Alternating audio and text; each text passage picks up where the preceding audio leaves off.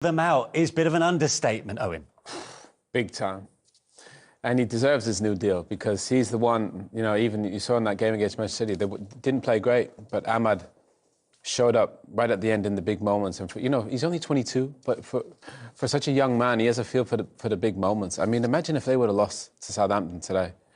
82 minutes, they were 1-0 down. And somehow he just grabbed the game. He got the ball and he just kept running at people, committing people. Okay, at times you get a little bit of good fortune, like he did with the little ricochet Walker-Peters, but he makes things happen. Man United fans are used to seeing wingers get on the ball and make things happen, and Ahmad does that. So credit to him. You know, he's smiling, he's scoring goals. He's just, you got to love watching him. Yeah, and at 22, to show the composure that he did, you know, because everything was on the line, really, wasn't it, for Manchester United at that point? He's a confident player, and I think even just listen to his interview, he's got an attitude and a charisma about him that I think is exactly what Man United need a little more of. That's the one we spoke about, the ricochet, but just because he comes in with intensity, it almost helps him get that ricochet. That's the reason it does fall in his favour. And he's so positive, isn't he, Rachel? He wants to get at He's straight at you. Yeah. And it's a good finish. You know, he knows he's going to probably hit it hard and he keeps it low. Ramsdale tries as quickly as he can to make himself big and, you know, he sneaks it underneath him. But he was the one throughout, you know, he wanted to be the difference and he does it for the team. And I think just the energy he has, you know, bringing the fans involved, and those are the things. On the first half, you know, Højlund getting frustrated. You see other players, they throw the arms up, they get annoyed, they try and, you know, shoot from distance when maybe there's a better option. I feel he's the one, although he's young, he feels like he does more things for the team. And you know, that's why I think it's easy to be pleased for him to see him get the 3 goals. I mean, you'd expect that to come from some of the more senior players, right? Not somebody who's the club is building the future around, essentially, right now. But you could tell the way that his teammates were hugging him after he scored. Yeah. Do you know, they were like, thanks a lot. You know, you saved us a lot of grief. Yeah. And that's how they look up to him, even though he's probably one of the youngest out there. He's the guy that they get him the ball and he just runs at people. It wasn't good football, by the way. You know, they didn't play good football today. Southampton were probably equal, but they had a guy out there in Diallo who, he just makes things happen, you know, and sometimes that's all you need, but they definitely need to play better than they did today. The second goal was a slicker move, the 1-2 with Christian Eriksen. Yeah, the second goal's a great move, but again, you see him, he gets the ball in a space where he can face up Walker-Peters, he walks it down the line, and you just see here Eriksen just... The weight of the pass from him in the first instance allows Eriksen to play it first time. He knows he then has the pace and the power to accelerate. He knows the ball's going to come back to him. And that's also intelligent play. This little pass here, you know, it's soft enough that he knows it's coming first time. Beautiful ball from Eriksen. Just that's a difficult pass. That's a really brilliant ball. Pass. But not one other United winger would make that run after playing that ball to Eriksen. They'd stand still. He plays the ball and he runs forward, Manish. He runs into an area where he can affect the game. That's why Eriksen plays in the ball. That's a difficult finish. By the way, you know, the young guy, he just gets it and he runs at you. And he puts defenders under pressure. And you've got to love that. I love just the fact he keeps running. You know, he wants to make things happen. I know it sounds very simple, but it's important. Yeah, Xerxes was involved in that first. Eriksen clearly in the second. Substitutes played a massive role in the end. Yeah, well, for both sides, you know. I think for United, and Southampton kind of lost control of the game. I mean, that's why the 20th. You know, they played so well. We were brave. Tried to play football.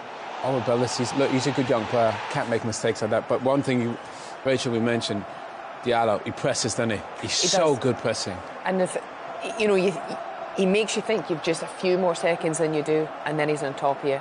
It's really poor, really poor from Southampton. But Ahmad's done that. A few goals United have scored recently, but it's that pressure that he comes at pace, sneaks it, and you know, you see the stats there from just today.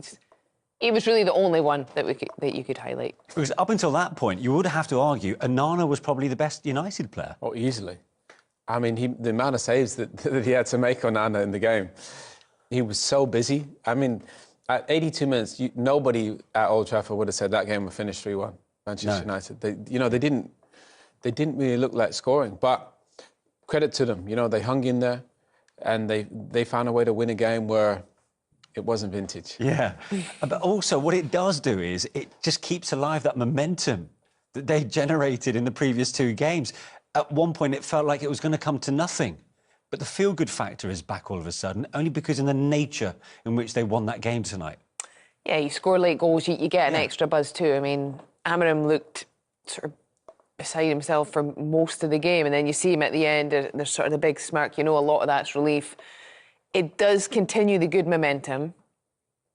I do think there will be a lot of questions asked in the coming days before the weekend, because Southampton were the better team. The majority of the game. They looked like a side bottom of the table for most of that game. You wouldn't have said so, no. And I think for a club like Manchester United, the last 2 performances, you know, getting after Liverpool, we understand the rivalry there. You know, going up against Arsenal, player down, having to fight. As a player, those things don't ask as much of you, but the character to play against a team that's bottom, that you should dominate, I think today we still didn't see enough. I still think that the players that United have, they need to be able to perform to a higher standard much more consistently. I mean, Suleimana looked like he had the beating of everyone, didn't he? Dribbling in the first half, he was brilliant. Suleimana, I mean, he destroyed everybody out there, didn't he? He just kept running at Euro, you know, and had to beat him every time. So they'll watch that game back and not believe they didn't get something from the game, Southampton. But for Manchester United, they need to start building, you know, and that could be something. But we keep saying it. But still, what are they, 12 now? Yeah. They were 15, they're 12. Obviously, they've got some big games clear coming. of the bottom 3. I think they got Brighton coming up, Fulham, who are right in and around them. So they need to start building. But the one thing you would say is from the starting 11 that he had out there to what he ended up with, his team virtually changes every game, almost completely. Yeah. So I think he needs to... I know he starts with something, but he looks like he's got to settle in a group of players that he thinks, these are my guys going forward. Yeah. And you have touched upon it already, and we have to give Southampton credit in the way that they took on the challenge of facing Manchester United. It seemed that they hadn't beaten for 17 meetings, but the way they took the lead from a set piece, Rachel, I mean, this will be, I suppose, will come to infuriate Ruben Amorim more than anything, because it's clearly been a vulnerability of United's. Yeah, it has, and you know, you go for a system, you see here Martin has highlighted, your job there, you're not marking anyone, your job there is, if the ball comes into that front area, you've got to win it. And worst case scenario, if someone tries to affect you, you have to stop them from winning it. Devlin gets a flick, and, you know, you slow it down, you sort of saying to Garty, he sort of turns his back, it hits him, you know, you could have standing maybe a bit stronger and bigger there, but that happens quickly, so you can understand why he sort of reacts and just throws his body and doesn't sort of deal with it. But that again is basics, which when you're in the position that United are in, you're conceding goals, you have to try and eradicate those moments. And for the most part, Martinez normally he's very front-footed. He does attack things, but that he got himself caught there. A little lesson for him that, you know, when these things happen, often it puts you on your toes, and then you're switched on for the next, you know, set pieces in those same moments. Look at that, the amount of goals they've conceded from corners already this season is into double figures. Joint most with Wolves, who are in the bottom 3. Yeah, I mean, it's been an issue. It has all season. The one thing you would say is, I mean, I used to play there, you know, on corner and stuff. He's not the biggest Martinez, so, you know, like, dribbling just gets in front of him and it's a flick, and your job, Richard makes a really good point, your job is not to allow anybody in front of you, and then he gets in front of you, like, once the flick happens, everybody's in trouble, and that's why the goal goes in. So if somebody's coming, you just bump him, get him out the way, and then you win the header. So I'm not sure that's a position Martinez... But he's been told to go there. No, right? obviously, from the man. But what I'm saying is, I'm not sure. That's normally for like a defensive midfield player, or I think he's better off being in his natural left-sided position.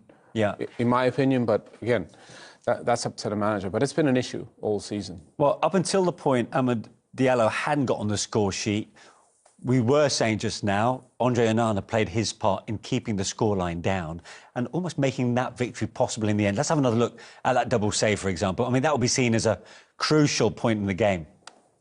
A really big moment in the game, because at this point I think Southampton were starting to get a little bit of momentum. You see dribbling there, just rolls Martinez. I mean, great skill, that's just great skill. But Onana does really well. First save, gets down low, comes at him quickly, and then the second save, he's up sharp and makes that big block for the second one. But dribbling here, great, just lovely feet to then cut back inside De Ligt and get his shot off quickly. And yeah, Onana's really the hero from the first half. Yeah. I mean, Yeah, Dibbling was. I mean, he was brilliant. He's only 18 years old. Got a lovely left foot. He's quick. He's explosive. Gets into those spaces. And Nana does great. You know, he made some massive saves in the game there. Even that one. You know, his chest. He's got composure. He just hits it straight out of Nana, who makes himself really big. And he's made a lot of big saves this season, Onana, for Manchester United. And that point in that first half, they were under pressure there, United. Yeah. And Onana kept them in the game. See, I just wonder how big a call Amram had to make who to be in goal after what we saw against Arsenal. Bayinde was incredible at the end of it. But, you know, he is his go-to guy in the Premier League this season. In fact, he started all the games so far. He is. And I think Minder deserved the opportunity in the Cup. He did have a good game. I think probably it was something where it was maybe the right decision to keep that continuity with Onana for the league.